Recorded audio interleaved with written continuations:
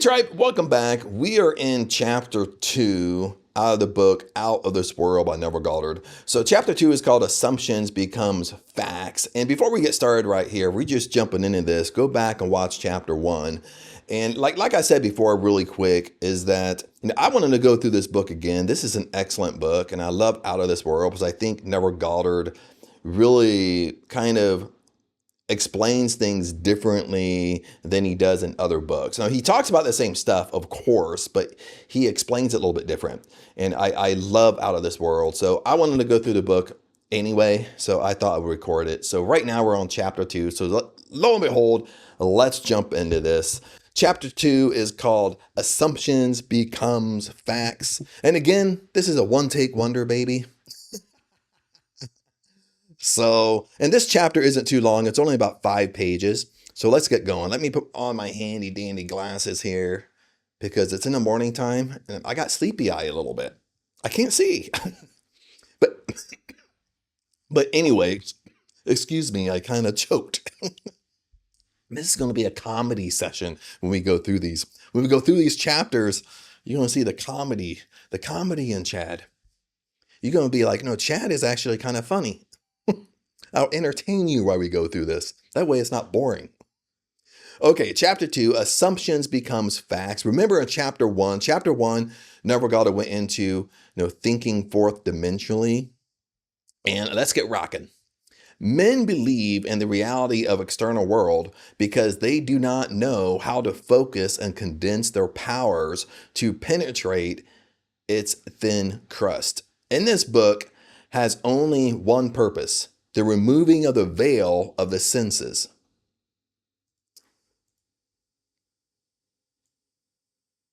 Isn't that so true?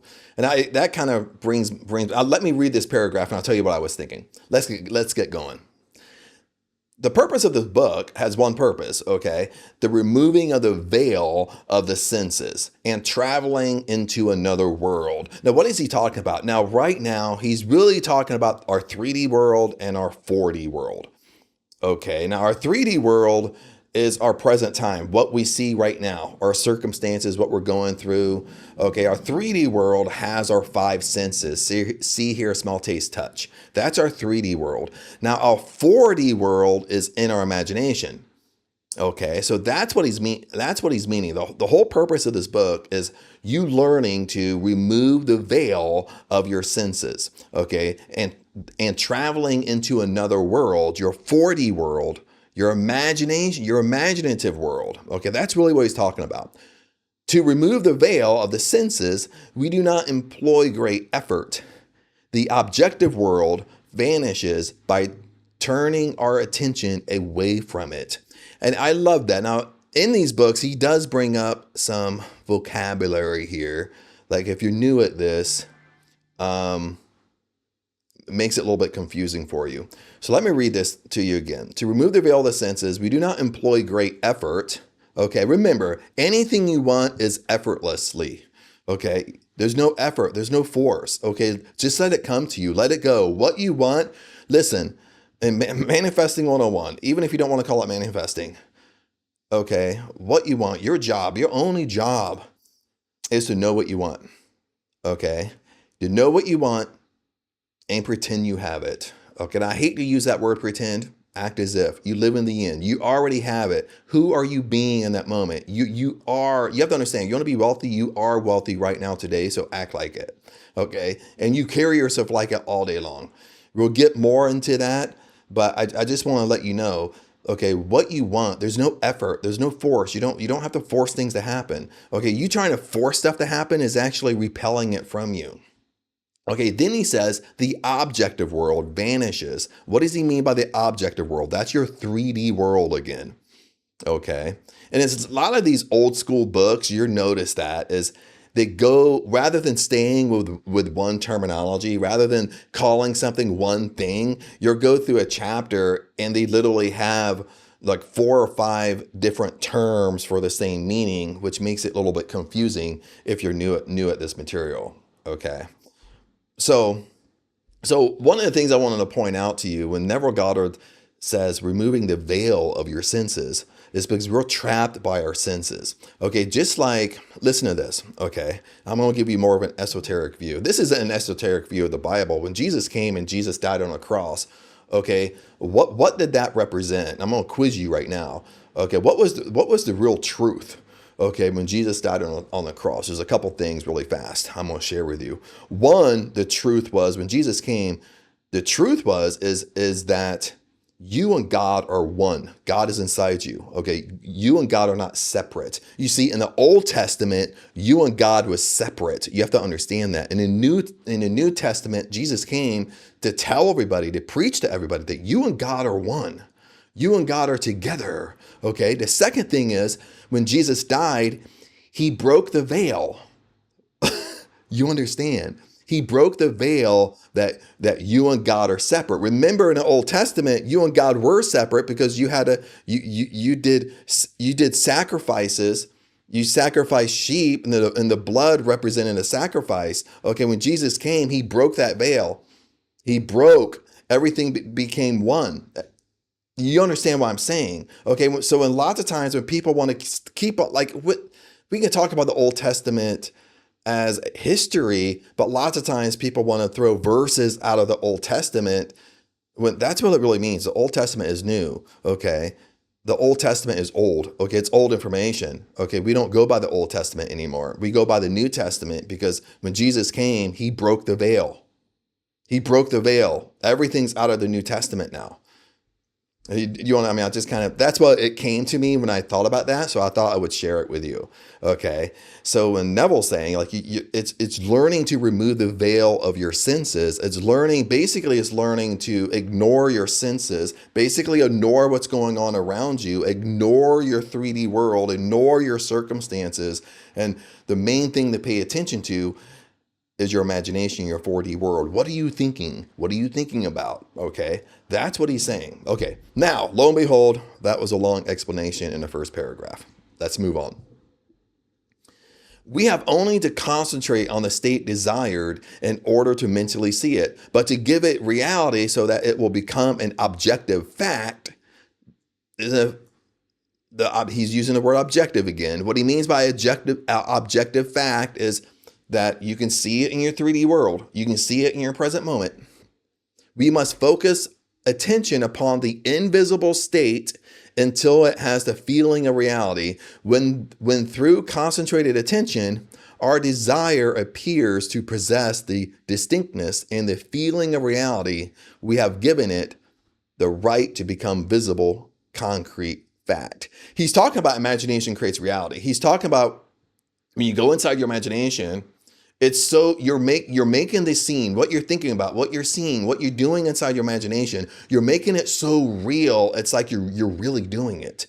And that's the ingredient he's talking about. Like that's what you got to do inside your imagination. You're making it so real. You're bringing in your 5 senses, see, hear, smell, taste, touch, inside your imagination. Like you want your dream house. You're actually living in your dream house in your imagination. You're actually doing things in your dream house, just like you would be right now today.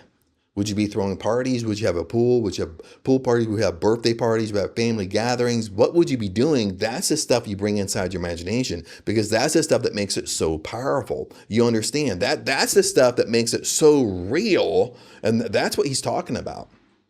If it is difficult to control the direction of your attention while in the state akin to sleep, okay, we'll talk about this. He's really talking about, if you're new, he discussed some of this in chapter 1. So if you're kind of new to this, you might have to go back to chapter 1. But I will talk about it a little bit. Okay.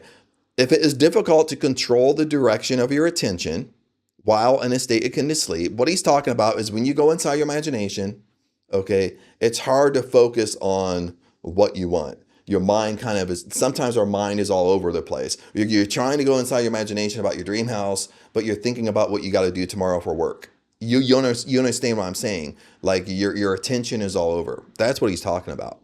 If you have difficulty controlling it. You may find gazing fixedly into an object very helpful. This is why I love Out of This World, because he really kind of tells you how to do things, okay? And you really learn how Neville Goddard really done stuff, okay? So this is what he's saying. Let's continue on.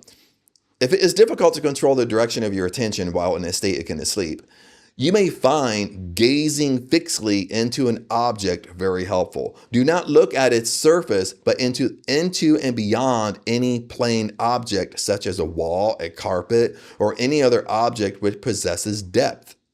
Arrange it to return as little reflection as possible. Imagine then that in this depth, you are seeing and hearing what you want to see and hear until your attention is so exclusively occupied by the imaginal state. Okay, so basically what he's doing here, he's kind of doing like self-hypnosis. He's basically self-hypnotizing himself. Because remember from chapter 1, we've learned that when Neville talked about the state akin to sleep, the state akin to sleep really fast is the in-between. Sometimes Neville called it the drift, okay? Is that you're not fully asleep, but you're not fully awake, okay? You're in that sleepy, drowsy state. And that's what he called the state akin to sleep. That's really that precious point where you want to go inside your imagination. So what Neville did, either he did it in the middle of the day or he did it right before bed. He didn't listen. I said this in chapter 1. Neville Goddard didn't just sit down or lay down or sit in a chair and go right into his imagination. He didn't do that. He didn't go to bed 40 minutes before he went to bed, okay, and just sat there. Now that's good for developing your attention, but he didn't really do that, okay? What he did was when he laid down or sat in a chair, he sat back and he would imagine himself being sleepy, okay? He would say words like, no, thank you. Thank you for my dream house. Or he would repeat like sleepy, I'm tired. He would purposely put himself in a sleepy state first. Once he was in that drowsy state, that's when he went inside of his imagination. It's the same thing here. He's saying if you find that you have trouble with your attention, basically fixing your imagination on one thing, and you're having trouble getting into the state akin to sleep, he's really doing self-hypnosis. It's like if I'm sitting back and I picked an object on a wall and I'm just staring at it, okay? And I'm just focusing on that object, but I'm not focusing on it. I'm kind of looking beyond it. But sooner or later, as I focus on it, I can say, I'm getting sleepy. I'm relaxed. I'm so relaxed right now, but I might be repeating it in my head. And then sooner or later, it might take you a few minutes to get into it. And then you'll find yourself crazy focused. Then that's when he would go inside his imagination. Okay. That's why I love this book, because he kind of shares things that a lot of people don't talk about. Okay. So let's continue on. At the end of your meditation, when you awake from your controlled waking dream, you feel as though you had returned from a great distance. And I love this. Because those of you have meditation experience and stuff like that, isn't it so true that when you have a good meditation session, even if it's only 10 minutes, I used to do very short 5-minute, 10-minute meditations that were really powerful. And like when I would kind of come back and like stand up, it really felt like I was someplace else. Just to kind of share that experience with you. The visible world which you had shut out returns to consciousness, and by its very presence informs you that you have been self-deceived into believing that the object of your contemplation was real. But if you know that consciousness is the one and only reality, you will remain faithful to your vision. And by this sustained mental attitude, confirm your gift of reality and prove that you have the power to give reality to your desires, that they may become visible, concrete facts. Define your ideal and concentrate your attention upon the idea of identifying yourself with your ideal. Hey friends, Just a quick little intermission here, and we'll jump right back to the video. But if you're really trying to figure this stuff out, if you're really trying to live life on your terms, you really need to check out the description, because in the description is where I keep all the nuggets and all the resources. If you're new here, start right here. We got stuff like the power drops, which is totally free, by the way. We got the 30-day challenge. And of course, if you want to be part of the tribe, the link is here. And if you want to try to work with me, the link is right here as well. Like I said, my friends, if you really want to try to make this stuff happen, if you really want to live life on your terms, always keep up to date with the description, because that's where all the nuggets are. Other than that, let's get back to the video. Neville Goddard should have been a poet. you know what I mean? Let me explain what this means for you. I know what it means, but it's kind of like he should have, besides being a dancer, he should have been a poet. Let me read that one more time for you.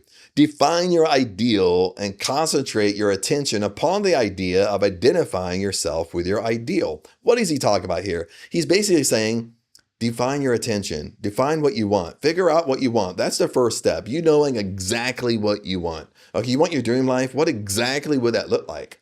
Okay. Maybe it's very more specific. I want my dream house. What exactly would it look like? How big is it? How many rooms? Do you have a pool? Whatever. You design it. You're the architect of your life. You can have whatever you want. Okay, so that's what he means by define your ideal. Define your desire. Okay, what do you really want? Okay, that's manifesting 101 right there. If you don't know what you want, then you're confusing the universe.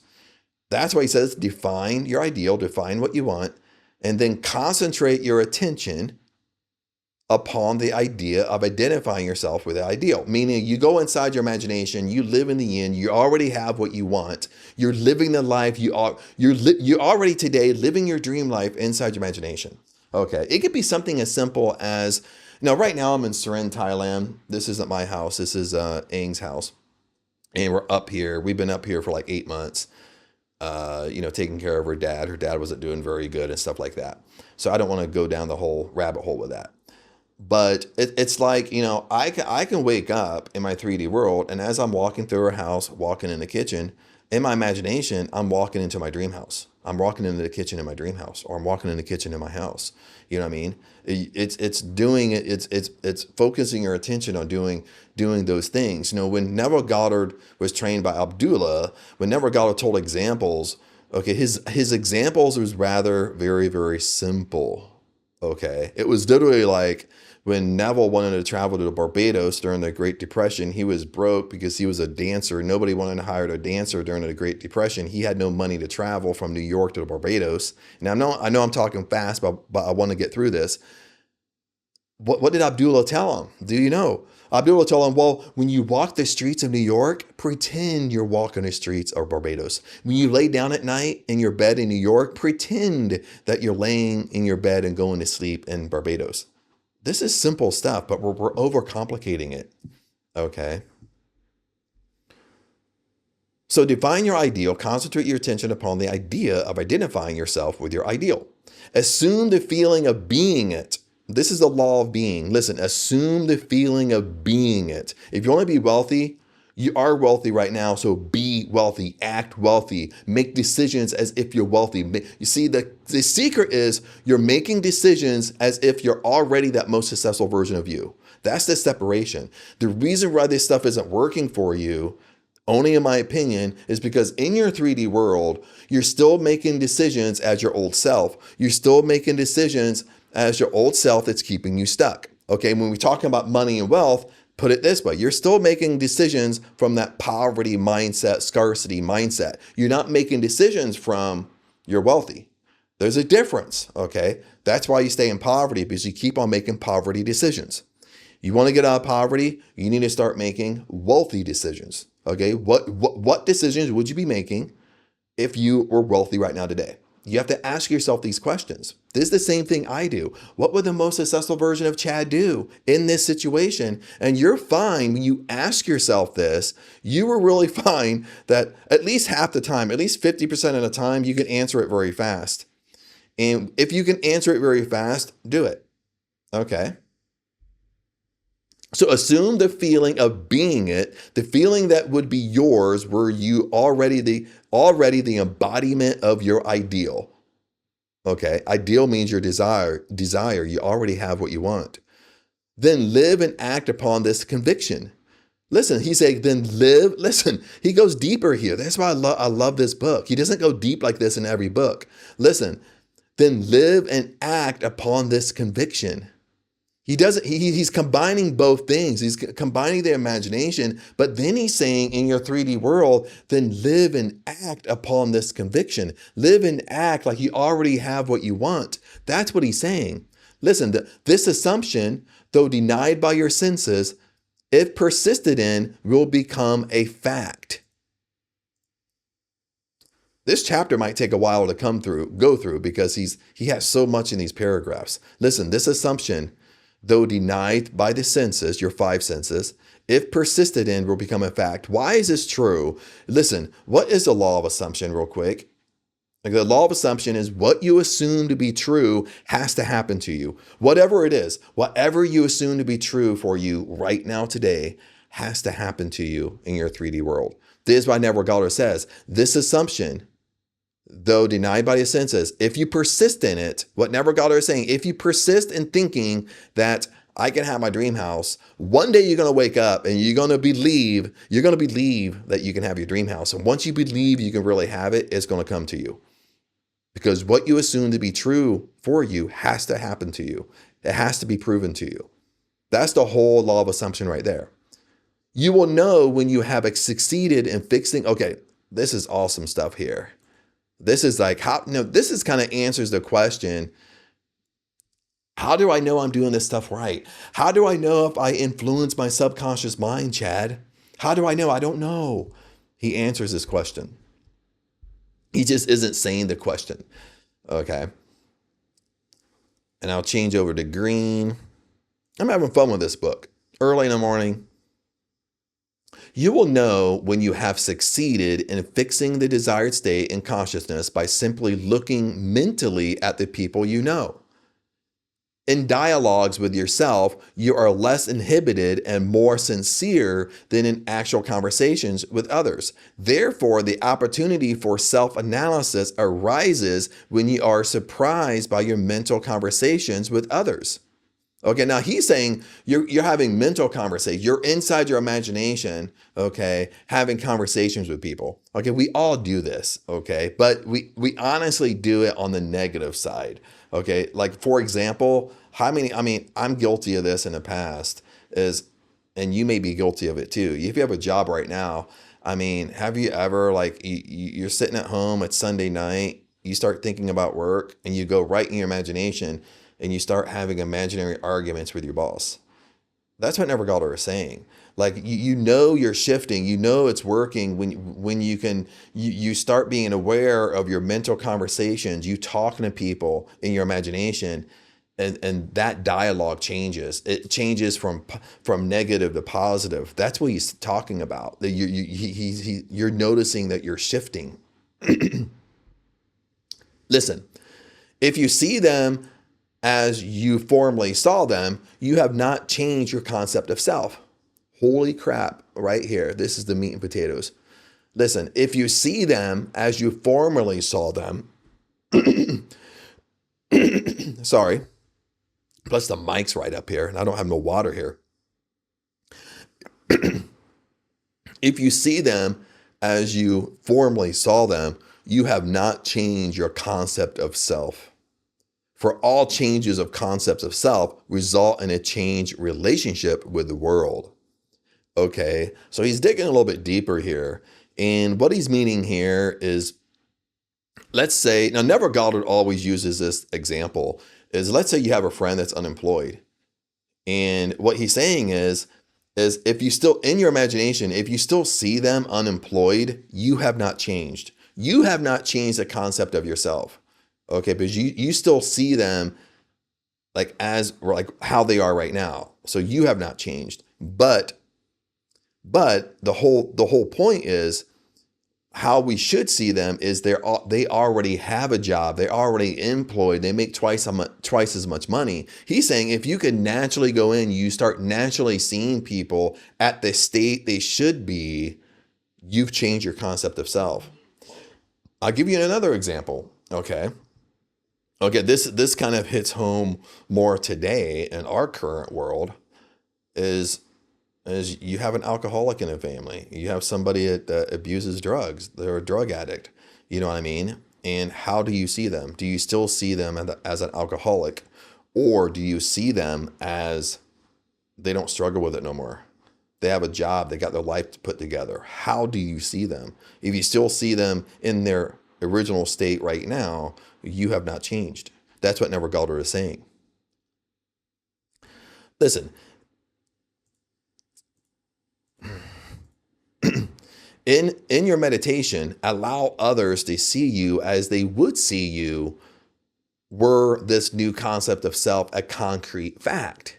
Okay, so what he's kind of blending several things here is because, remember, imagination creates reality. Okay, the same power we have for ourselves, the same power that we have, we can go inside our imagination and we want our dream house and it will come to us.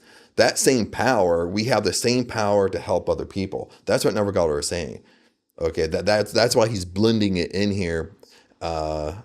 He's kind of blending everything in here, but he's kind of really kind of throwing up information. But it's great information, but he's kind of combining a lot of stuff. So in your meditation, allow others to see you as they would see you were this new concept of self a concrete fact.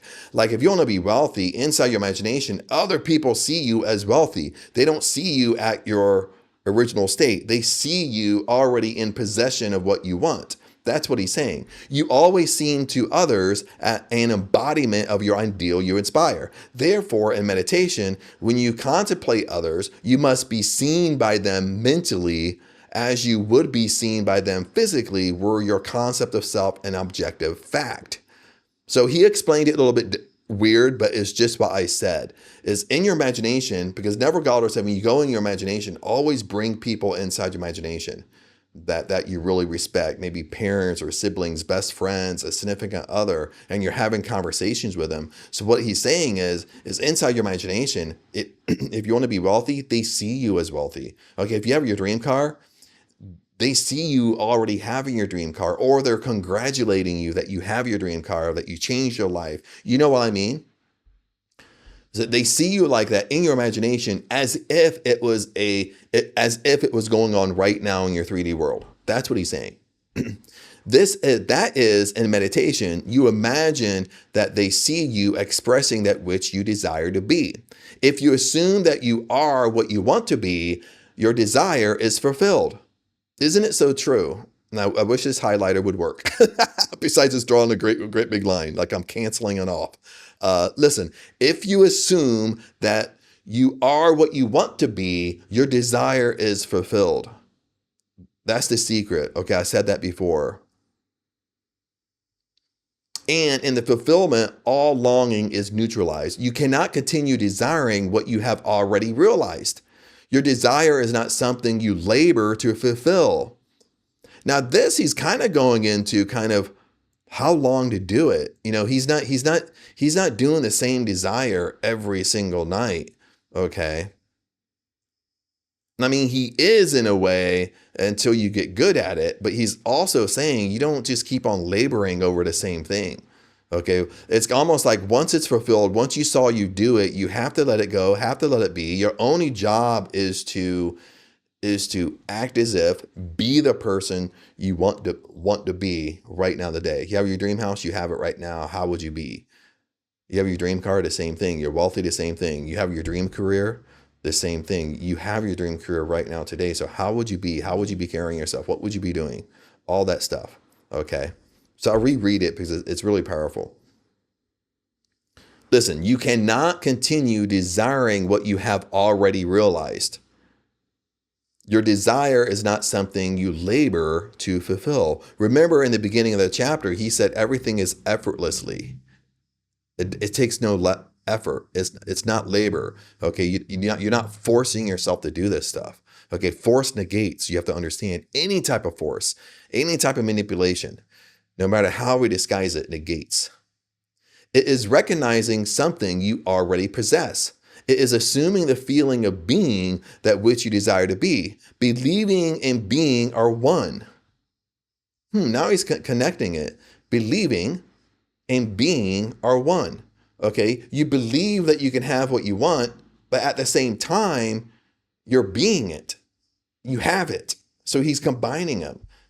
Okay, he's combining both. He's combining the state of believing and the law of being. He's combining them together. Okay, just like, look at it this way. Just like you can believe wholeheartedly that you can get your dream house. You can believe wholeheartedly that you can get your dream career. You can believe wholeheartedly that you can be wealthy, you can be a millionaire. Okay, but he's combining you believing it and being it at the same time. So you believe wholeheartedly you can have your dream house, but at the same time, you're being the person who already has your dream house. You understand what I'm saying? The conceiver and his conception are one. Therefore, that which you conceive yourself to be can never be so far off as even to be near, for nearness implies separation. If thou canst believe, all things are possible to him that believes. Being is the substance of things hoped for. Like that right there. Being is the substance of things hoped for, the evidence of things not yet seen. If you assume that you are what you want to be, then you will see others as they are related to your assumption. Okay, that was a kind of a twist here. Let me explain it because some of you are new to this material. And it's not even being new. I know I've been saying that. And sometimes we can conceptually understand this stuff. But if you're not getting results in your life, you're not understanding it as in depth as you should. Okay, there's something missing. Okay, let's go through this little yellow, I think like one sentence, or maybe it's two. Okay, being is a substance of things hoped for. The law of being, you're being it, you already have it. You're carrying yourself like it. In your 3D world, not in your imagination. You're being it. You're the person. You're wealthy. You're a millionaire. Whatever you want. If you assume that you are what you want to be, then you will see others as they are related to your assumption. Okay, this is a twofold. Like when he says you will see others as they're related to your assumption, it's twofold.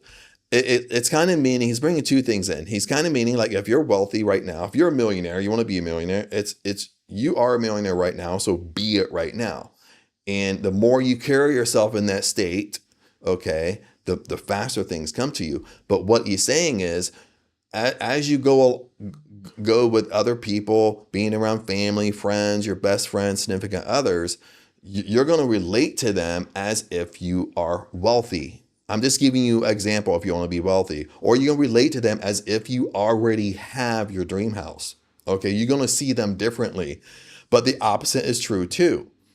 Okay, if you believe in law of assumption, you believe the powers you have, you also flip it. Just like the example I gave you. If you have a friend that's unemployed, you don't see him in that state. You don't see him unemployed. You see him already having his desire. His desire is being employed. So you see him already having his desire. Same way what you're doing, you're being, you see yourself having your desire. You understand? You see yourself having what you want and you see other people in that same state. It's the same way if someone's an alcoholic. You don't see them in that state of alcoholism. You see them in this state of they don't struggle with it no more. They've shaped up their life. They're living a great life now. That's how you see. That's what Neville Goddard is saying. Sometimes it takes a little while to get this out of my mouth, but that's what he's saying. He's basically saying, you know, as you're changing yourself, as you're changing your self-image, your self-concept, you at the same time, you see the best in people. That's another way to put it. If you, however, it is the good of others that you desire, then in meditation, you must represent them to yourself as already being that which you desire them to be. Okay, I just explained that. He just said it differently. It is through desire that you rise above your present sphere, and the road from longing to fulfillment is shortened as you experience in imagination what you would experience in the flesh were you already the embodiment of your ideal you desire to be. I have stated that man has at every moment of time the choice before him, which of several futures he will encounter. Now this, this the highlighter. This is actually from chapter 1 when he's thinking about fourth dimensionally. And when after he was there was like 2 pages that were kind of to the naked eye can be very confusing if you're new, because he really kind of went into consciousness. And at the end, he wrapped it up. The only thing you got to walk away with is that there's the 3D world and a 4D world. Okay, that's your only concern. But when you really go into consciousness, what he's saying here is that there's several futures of you in the whole realm of consciousness, meaning that if you can see it in your imagination on the conscious level, that's another version of you living that life. Okay, so there's different version of you if you can see it in your imagination. So like what you want, like to kind of explain it simply, what Neville Goddard is saying is that if you want your dream house, in consciousness, there's a version of you that's already living in your dream house. If you're in your dream car, there's a version of you that already has your dream car. If you're in your dream life, there's a version of you that already has your dream life. Okay, that's living the life that you want to live exactly to the T. You want your dream career. There's a version of you that has a dream career. Okay, now I'm giving you all positive stuff, but remember in consciousness, the law of consciousness, with any universal law, there's polar opposites. Meaning if there's a positive, there has to be a negative. Okay, if there's an up, there has to be a down. There's a left, there has to be a right. You understand? So like if you think poverty and scarcity, well, there's a version of you that's living that way. Okay, that's what he means by consciousness. Like if you can see imagination, if you can think it, there's a version of you doing that. Okay, that's what he's more saying, but sometimes he says it more confusing. So let's continue. I have stated that man has at every moment of time the choice before him, which of several futures he will encounter. But the question arises, how is it possible when the experiences of man awake in the 3D world predetermined? Okay, now he's bringing back chapter 1 here because he's basically explaining like everything, technically everything is predestined to happen to you. Okay, the reason why it's predestined to happen to you is because you first thought it in your imagination. Okay, then it has to happen to you because listen, what's the law of assumption? This can get a little bit confusing, but what's the law of assumption? The law of assumption is what you assume to be true for you has to happen to you. That means your deep-rooted beliefs. That means what you murmur, complain about all day long. That becomes a fact because once you tend to believe it, it has to happen to you. So that's what he means, like everything in your 3D world is predestined to happen because before it happened, you thought about it, you imagined it, then it happened. So everything is predestined. That's what he's saying. So let's go back to this question and I'll read on. How is this possible when the experiences of man awake in the 3D world are predetermined, as his observation of an event before it occurs implies? This ability to change the future will be seen if we likely the experiences of life on earth to this printed page. Man experiences events on earth singly and successfully in the same way that you are now experiencing the words on this page.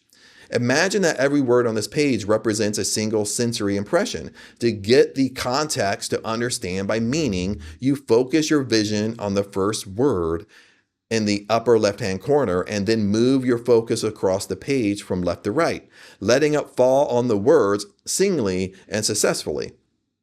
By the time your eyes reach the last word on the page, you have extracted my meaning.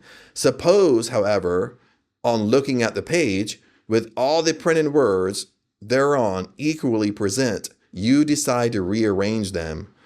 You could, by rearranging them, tell an entirely different story. In fact, you could tell many different stories. Really quick here, friends. Do you want a challenge that's going to make every dream of yours come true?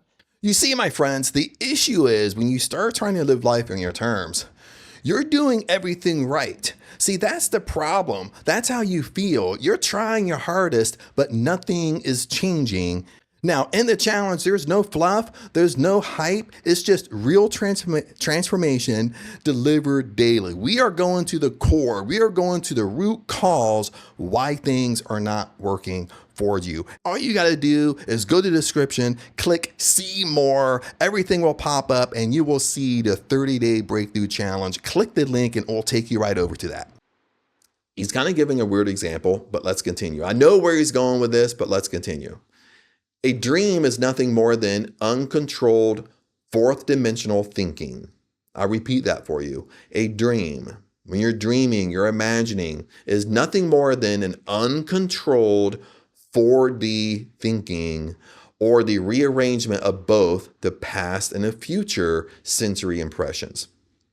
Okay, I kind of love how he brings up the past and the future sensory impressions, because he might explain this in this chapter. I don't know. But when you really go deep in Neville, when you go deep in consciousness, okay, everything is manifesting to you. Everything is connected. Your past, the present, and the future. Now, your present is the most strongest. That's what you're going through right now. That's your most powerful state. Okay. But in consciousness and in imagination creates reality, it's pulling everything. It's pulling your past, it's pulling your present, and it's pulling your future. Everything is in one line. So what Neville Goddard is saying is that your past is still creating your future. Why is your past still creating your future? Okay, this is like a self-fulfilling prophecy. You've heard people say this. It's like the law of karma.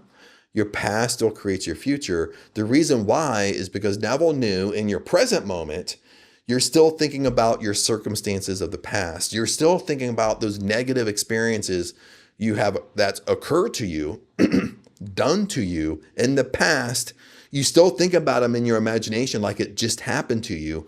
And when you think about them and you imagine it, you tell the story again to your friend or at a family party every Christmas. You know what I mean? You're recreating it in your mind, and that means, and there's truth to it, you believe it, and that means it has to recreate in your 3D world now today. So that's why Neville Goddard brings in your past and your present. Okay, everything that's happened to you in your past, okay, what's happened is you're not in control of it. You're not controlling what you're thinking about, so it's still recreating your future, what's happening in your past.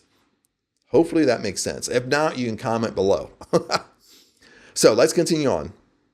Man seldom dreams of events in the order in which he experiences them when awake. He usually dreams of two or more events which are separated in time, fused into a single sensory impression, or in his dream, he so completely rearranges his single waking sensory impressions that he does not recognize them when he encounters them in the waking state.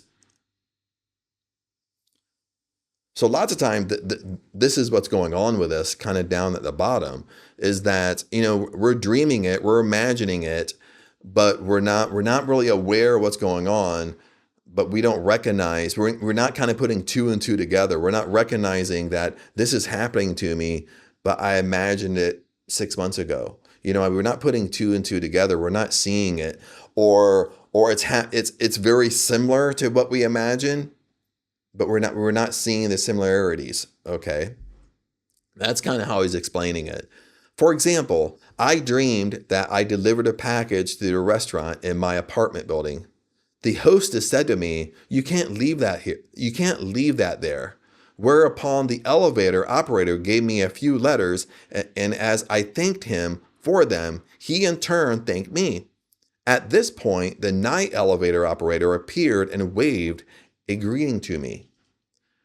The following day, as I left my apartment, I picked up a few letters. Now, this was a dream he was having. Okay, then he's saying this is the following day. Okay, so let's kind of put this together. Okay, this is a dream and this is the following day. This is his now and this is him dreaming. Okay, so let's kind of do this over again to kind of make it a little bit more clear. I dreamed that I delivered a package to the restaurant in my apartment building. The hostess said to me, "You can't leave that there." Whereupon the elevator operator gave me a few letters, and as I thanked him for them, he in turn thanked me.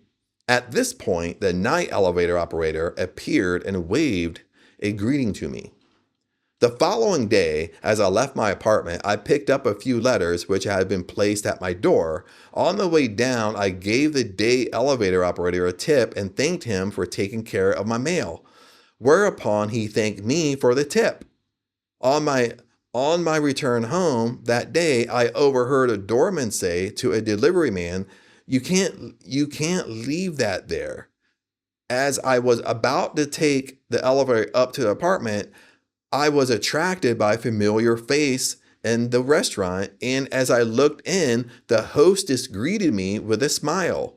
Late that night, I escorted my dinner guests to the elevator, and as I said goodbye to them, the night operator waved good night to me.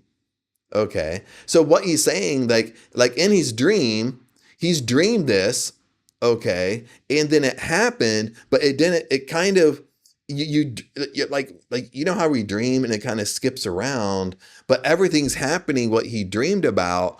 But it's basically it's skipping, but it's filtering in like in betweens, like what's happening in between. But we don't notice it. Okay, we don't notice it that we imagined it or we dreamed it, but it's actually happening. But it's happening a little bit different because it's happening almost the same, but it's scattered in our dream.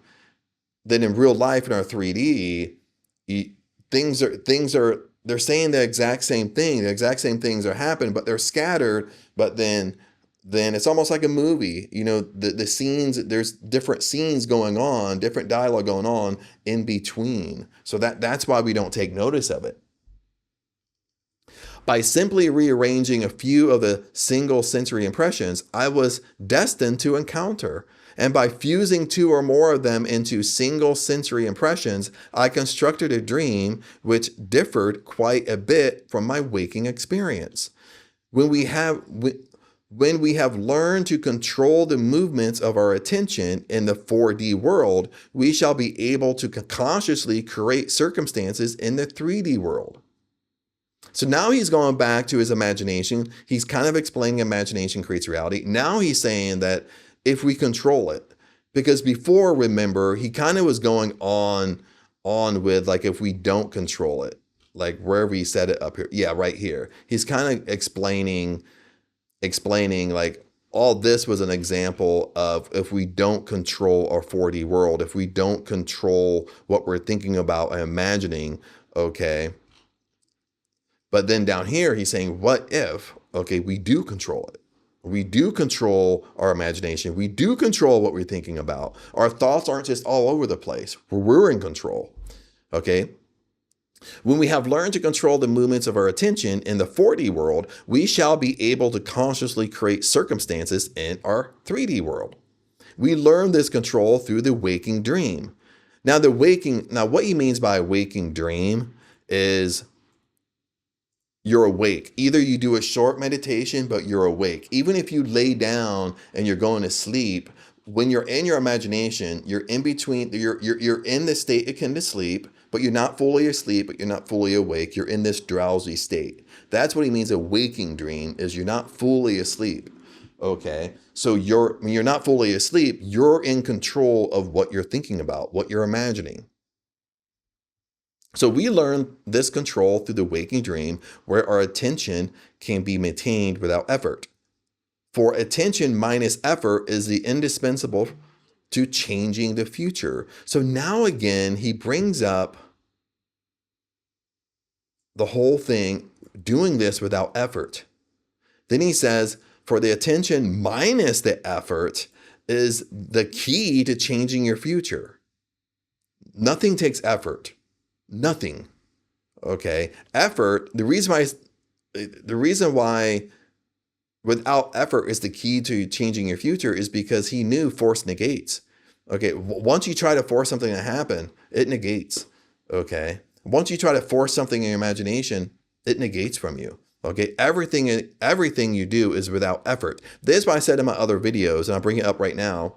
If you're still here, 48 minutes into the video, is that is that you ever notice, like in the Marvel movies, the superhero movies, okay, you ever notice, like, I'm watching The Strangest Thing, right? The strangest, what is it? The strangest thing, the strangest, oh, it's a TV show. I forget the movie title, but they're coming out with a new season, and I'm watching it with Aang, because Aang never saw it. And even it's the same example with her, the little girl that has these powers, is she has to be angry and mad to use these powers. Okay. Same way with most superheroes, they have to be angry and mad to use their superpowers. Okay. And I don't know if they do this on purpose or not, but like in a conscious world, when we're angry and mad, we are powerless. Everything negates from us. Okay. Our powers come when we're calm. Our powers take no effort. That's what I really want to say is you are so powerful. I am so powerful. We are super powerful beings, but our powers come when we're super calm. Okay. We are crazy powerful when we're calm. Nothing takes effort. Okay. That's just something I see like in movies and stuff like that. We can, in a controlled waking dream, consciously construct an event which we desire to experience in our 3D world. What is he talking about? Like you basically, we can control what's happening in our 3D because we can control what we're thinking about. We can go inside our imagination, and in my imagination I have my dream house. I'm living in my dream house. I'm living in my dream house as if I'm really living right now today. And it has to come to my 3D. The sensory impressions we use to construct our waking dream are present realities displaced in time, or the fourth dimension, the 4D world. All that we do in constructing the waking dream is to select from the vast array of sensory impressions those which, when they are properly arranged, imply that we have realized our desire. With the dream clearly defined, we relax in a chair. Let me highlight that. This again, I don't know if he goes through the whole paragraph, but he's describing again how to do it. Okay. So with the dream clearly defined, what he means is you already know what you really want. Okay. You already know what you really want. You already have went inside your imagination. So you know exactly what you want. You know exactly what you desire. That's what he's talking about here. And then he goes into the steps how to do it again. With the dream clearly defined, we relax in a chair and induce a state of consciousness akin to sleep. A state which, although bordering on sleep, leaves us in conscious control of the movements of our attention. So he's in a drowsy state. Okay, you see what he's doing? When he's sitting down doing it, like if he's sitting in a chair, like I said, he's not just sitting down, I just got done exercising, and I'm sitting down, I just go, I go to my imagination. He's not doing that. He's sitting down, he's getting super relaxed. Maybe you could be listening to really relaxed music to get you crazy relaxed. Or you're repeating something. Maybe you're like earlier in the chapter, like you're staring at something. Maybe you're staring at your ceiling fan and you're just watching it go round, around, around. And it puts you in a drowsy state. Once you're in that drowsy state, that's when you go inside your imagination. Okay, now where was I? Let's start over here because I wasn't that far away. I wasn't that far down. With the dream clearly defined, we relax in a chair and induce a state of consciousness akin to sleep, a state which, although bordering on sleep, leaves us in a conscious control of the movements of our attention. When we have achieved that state, when we have achieved that state, we experience in our imagination. So he says exactly what I just told you. So I'm not ab-living what Neville Goddard really taught. He said, once you achieve this state, once you're in this state of akin to sleep, once you're in that drowsy state, when we have achieved that state, we experience in our imagination that we would experience in reality were this waking dream an objective fact. Objective fact means it's happening in your 3D world right now. It's happening in present moment. And applying this technique to change the future, it is important always to remember that the only thing which occupies the mind during the waking dream is the waking dream, the predetermined action which implies the fulfillment of our desire. How the waking dream becomes physical fact is not our concern. now he's kind of saying why it don't work. Listen, how the waking dream becomes a physical fact is not our concern. What he's really saying is, you want your dream house, you have it right now. It's not about how you got the dream house. The how isn't your concern. It's not about how you afforded a dream house. It's not about how did I afford the down payment? Okay, what real estate person did I have? Okay, do I need to go find her? Okay, what where am I in this city? Where am I living? It's not any of that. Okay, it's not about how can I afford my mortgage? What is my mortgage payment? It's none of that. You have it right now. That's your only concern.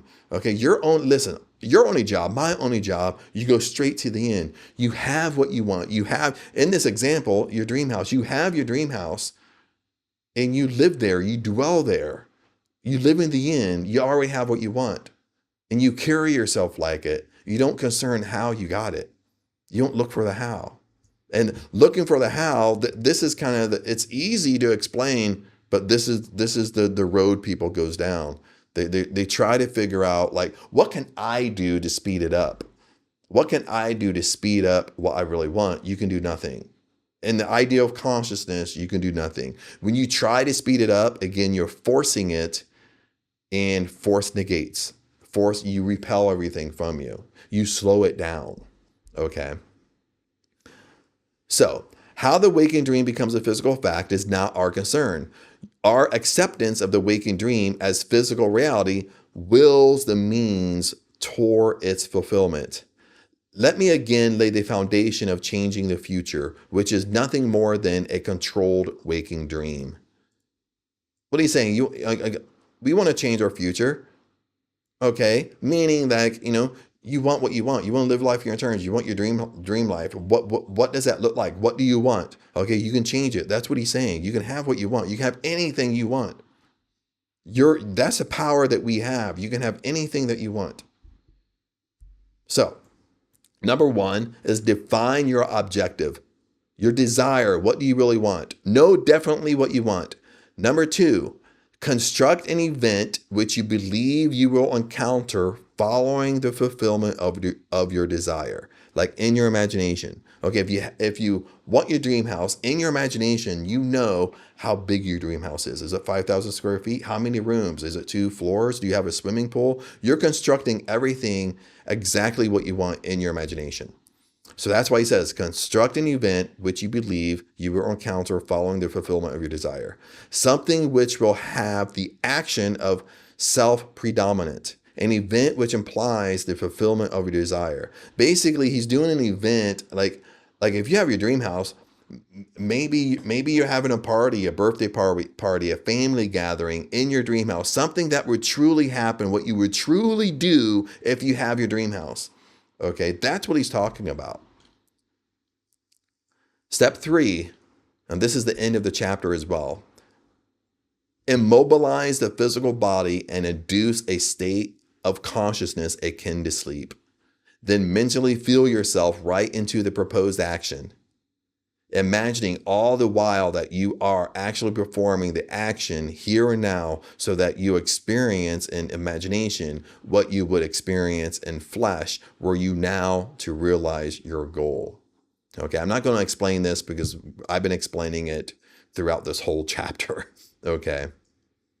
Experience has conceived me that this is the perfect way to achieve my goal. However, my own many failures would convict me were I to imply that I have completely mastered the movements of my attention. I can, however, with the ancient teacher say, this one thing I do, forgetting those things which are behind and reaching forth unto things which are before, I press toward the mark for the prize. And that, my friends, is the end of the chapter. Okay, it took a little bit longer than I thought. The chapter wasn't as long, but a lot of the paragraphs, there was just so much meat and potatoes in this paragraph, or throughout the chapter, throughout every paragraph. And so I explained a lot in this. But like I said, with Out of This World, what I really love about the book and about the chapters is he kind of explains the state akin to sleep a little bit differently. In some other books and materials, like he talks about the state akin to sleep, but he don't really explain it. He don't really say like how he goes into it.